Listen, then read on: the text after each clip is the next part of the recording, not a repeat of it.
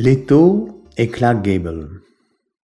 Leto a regardé ce film des dizaines et des dizaines de fois et fut extrêmement jalouse de Carole Lombard, partenaire de Clark, à la ville comme à la scène. Leto est l'une des nombreuses maîtresses de Zeus. Cette liaison, une de plus, a entraîné la colère d'Héra. Celle-ci obligea Leto à errer pour ne pas être rattrapé par le serpent Python, qui n'est autre qu'une divinité chtonienne qui se présente sous la forme d'un serpent monstrueux. Il est l'un des fils de Gaïa.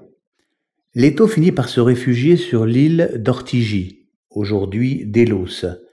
Celle-ci flotte entre la terre et la mer. Ainsi, elle n'encourt pas la malédiction d'Héra.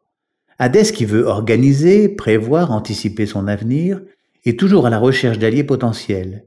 Il se rend souvent sur l'île d'Ortygie afin de passer des moments amicaux avec Leto.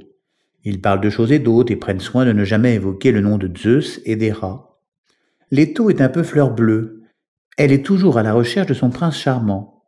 Les dieux, toujours en observation des hommes, se doivent de tout connaître. Leto est passionnée de cinéma. Elle a toujours été attirée par Clark Gable.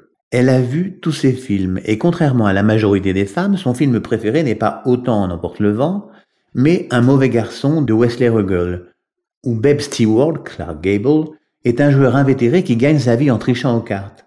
Il tombe sous les charmes de Connie Randall, jouée par Carole Lombard. Elle a regardé ce film des dizaines et des dizaines de fois et fut extrêmement jalouse de Carole Lombard, partenaire à la ville comme à la scène. Certains disent que le destin tragique de Carole Lombard, dont l'avion s'est écrasé sur le Double Peak, près du sommet du Mount Potosis, au sud-est de Las Vegas, aurait été provoqué par Leto. Certains ajoutent qu'Hadès aurait eu un rapport avec cette affaire. Le 15 novembre 1960, Clark Gable sent une douleur effroyable dans son bras gauche. À tout risquer, Leto se rend sur Terre afin de modifier le destin.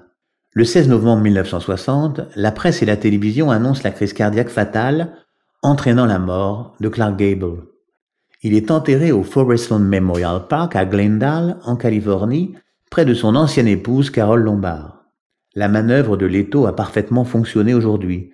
Clark Gable est vivant. Il se nomme Carb Argel et travaille pour une agence de sosie. Il est devenu une sorte de demi-dieu. Il ne vieillit pas. Les 100 années imposées par Zeus sont une aubaine pour Leto qui pourra vivre son amour au grand jour. Hadès a dorénavant une emprise sur Leto. Il connaît son secret, la mort tragique de Carole Lombard.